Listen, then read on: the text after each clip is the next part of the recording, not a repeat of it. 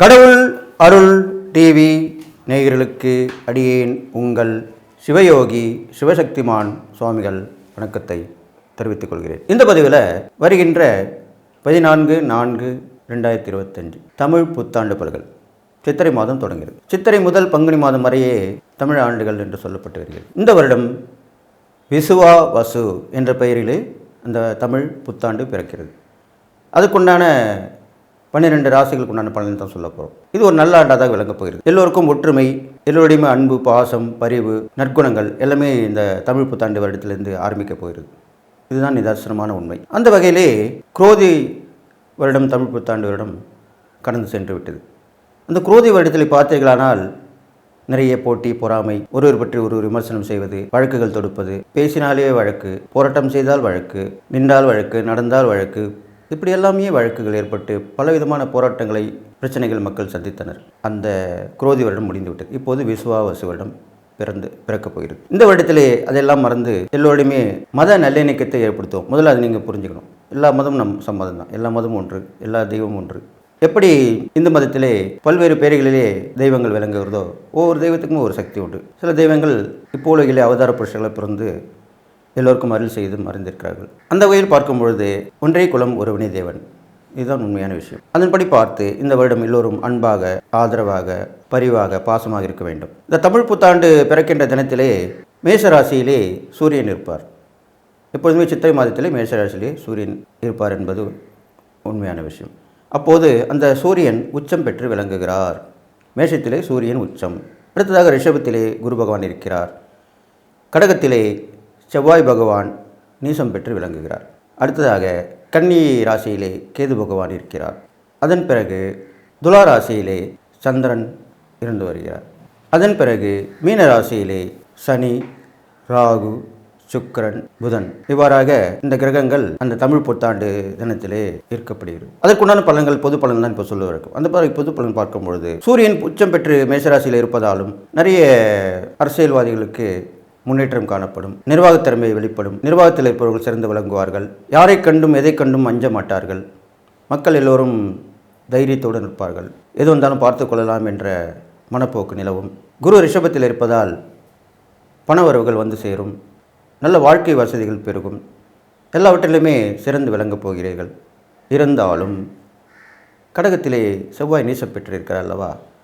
அப்பொழுது செவ்வாய் சக்தி எழுந்திருக்கும் போது செவ்வாய்க்கு காரகத்துவமான வீடு, மனைன்றது பூமி கூட சொல்லலாம். அந்த மனை சம்பந்தப்பட்ட விஷயங்கள், வீடு சம்பந்தப்பட்ட விஷயங்கள், விவசாயம், தீயால் ஏற்படும் தொழில்கள், அது மூலியமாக நடத்தக்கூடிய வியாபாரங்கள், இதெல்லாமே சற்று வீழ்ச்சியாகத்தான் இருக்கப் போகிறது. விலை குறைவாக இருக்கும். அப்பொழுது இந்த செவ்வாய் கடகத்தில் இருக்கிற காலகட்டத்திலே இந்த மாதிரி விஷயங்களில் ஈடுபடாமல் இருக்கிறது நல்லது சொல்லப்படும். அடுத்ததாக கண்ணியிலே கேது இருந்து கல்வியிலே வளர்ச்சியை கொடுப்பார். புதிய கல்விக் கொள்கை கண்டிப்பாக நிலைநிறுத்தப்படும். அதன்படி மாணவ மாணவிகள் எல்லாம் பயன்பெற்று விளங்கப் போகிறார்கள். அடுத்ததாக துலாத்திலே சந்திரன் இருக்கிறார். துளாராசியிலே சந்திரன் இருக்கும்போது பெண்களுக்கான கை ஓங்கியிருக்கும். இந்த தமிழ் புத்தாண்டிற்கு அப்புறம் பெண்கள், குழந்தைகள் எல்லாமே நல்ல நிலைமைக்கு வருவார்கள். அவர்களுடைய முன்னேற்றம் திறந்து விளங்கும். அவர்களுடைய பாதுகாப்பு உறுதி செய்யப்படும். எல்லாமே நல்லபடியாக நடக்கப் போகுது. அடுத்ததாக மீனத்திலே சனி பகவான் பயிற்சியாகி இருக்கிறார். கூட ராகுவுடன் இருக்கிறார். சுக்கிரன், புதனும் இருக்கிறார்கள்.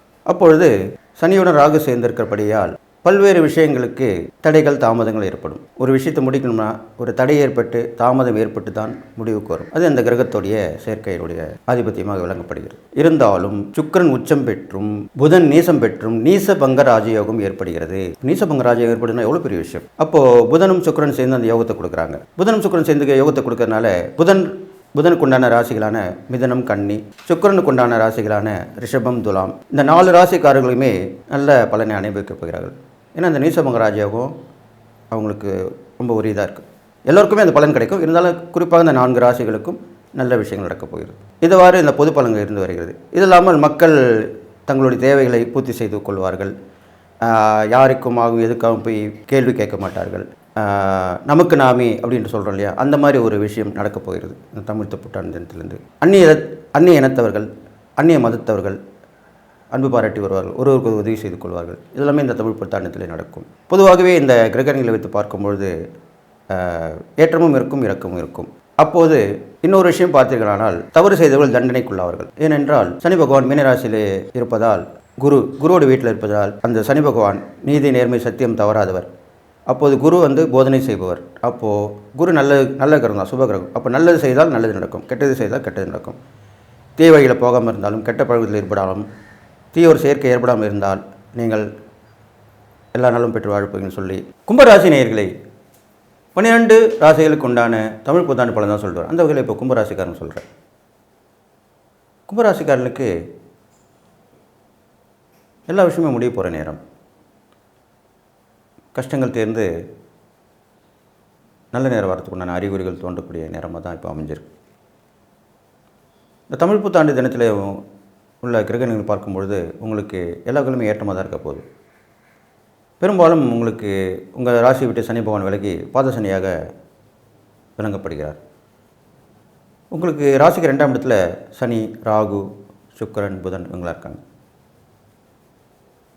அடுத்து பார்த்தீங்கன்னாக்கா 4ஆம் இடத்துல அர்த்தாஷ்டம குரு இருக்கார். அவர் 5ஆம் இடத்துக்கு போக போகிறார். அப்போ நல்லாயிடும். அதே மாதிரி 6ஆம் இடத்துல செவ்வாய் நேசமாக இருக்கார். 8ஆம் இடத்துல கேது இருக்காங்க. 9ஆம் இடத்துல சந்திரன். இப்படி தான் கிரகங்கள் இருக்குது. அதை வைத்து பார்க்கும்பொழுது பெரும்பாலுமான பிரச்சனைகள் உங்களுக்கு தமிழ் புத்தாண்டத்துலேருந்து தீர்ந்துடும். இன்னும் சனி மாறிடுவார். அதுக்கு முன்னாடியே கொடுக்கல் வாங்கல் நன்மை சீர்படும், ஒழுங்குபடுத்தப்படும், வர வேண்டியது கண்டிப்பாக வந்து சேரும். தடைகள் தாமதங்கள் தான் விலகிடும். குடும்ப உறவுகள் பலப்படும். குடும்பத்தில் அமைதி நிலவும். ஏதோ ஒரு காரியத்துக்கு போவீங்க, இன்னொரு காரியம் முடிஞ்சிடும், 1க்கு 2ஆக முடியும். அது மாதிரி நடக்க போகுது. அதுதான் விபரீத ராஜயோகம்னு சொல்லுவாங்க. அது மாதிரி உங்களுக்கு நடக்க போகுது. உங்கள் ராசிக்கு 2ஆம் இடத்துல புதனும் சுக்கிரனும் சேர்ந்து நீசபங்க ராஜயோகத்தை ஏற்படுத்தியிருக்காங்க. அதன் விளைவாக தான் அப்படி சொல்லப்பட்டது. அது இல்லாமல் கல்வியில் வளர்ச்சி இருக்கும். ஒரு படி படித்து இன்னொரு படி படிச்சிருவீங்க. டபுள் டிகிரிலாம் சொல்லுவீங்களா, அந்த மாதிரி அது மாதிரி படித்து அதுக்குண்டான திறமை வளர்த்து அது மூலிமா முன்னேற்றம் அடைஞ்சிருவீங்க. இது இல்லாமல்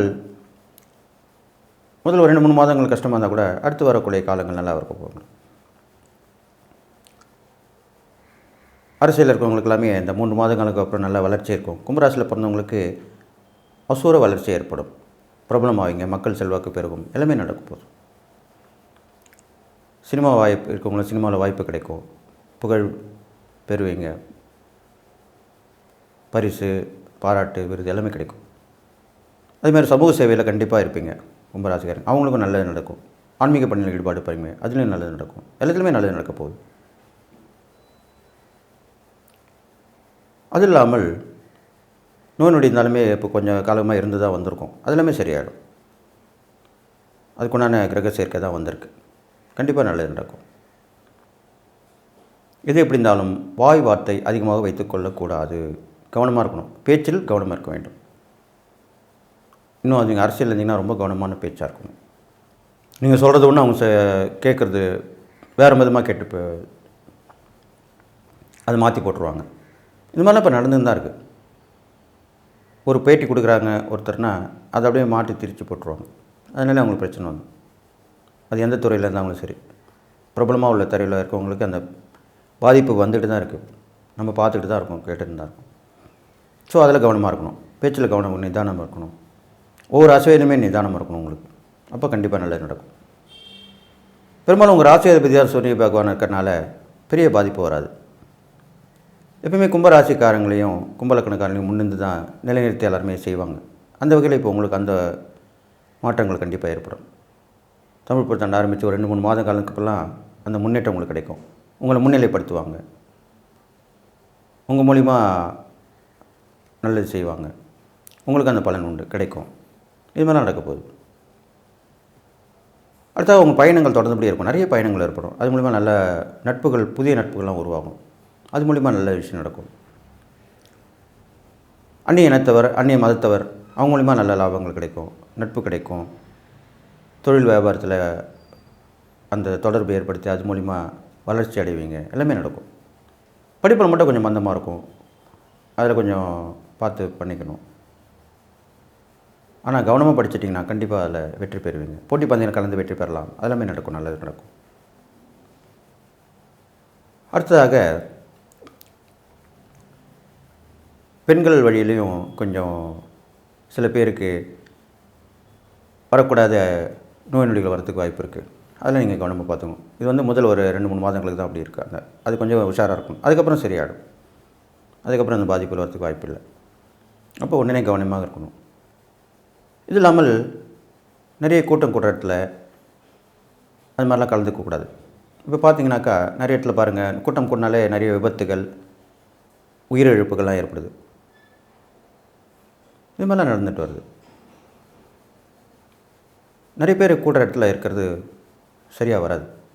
அது கோயிலாக இருக்கலாம், தீர்த்தவாடியாக இருக்கலாம், எது வேணால் இருக்கலாம், பொதுமக்கள் கூடுற இடமா இருக்கலாம்.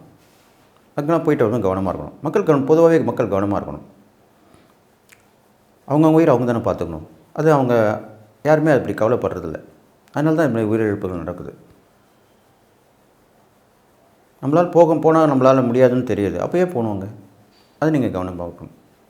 அப்போ நீங்கள் இந்த கும்பராசிக்காரங்க அந்த மாதிரி விஷயத்தில் கவனமாக இருக்கணும். இது இல்லாமல் உங்களுக்கு தந்தை வழி உள்ள சில பிரச்சனைகள் வந்து போகும். பெரும்பாலும் ஒரு சண்டை ஏற்பட்டு, ஒரு பஞ்சாயத்து ஏற்பட்டு, பூர்வீக சொத்து பிரச்சனை இருந்தால் தீர்ந்துடும், சரியாக வந்துடும், கைக்கு வந்துடும். அதில் நான் சந்தோஷமாகிடுவீங்க.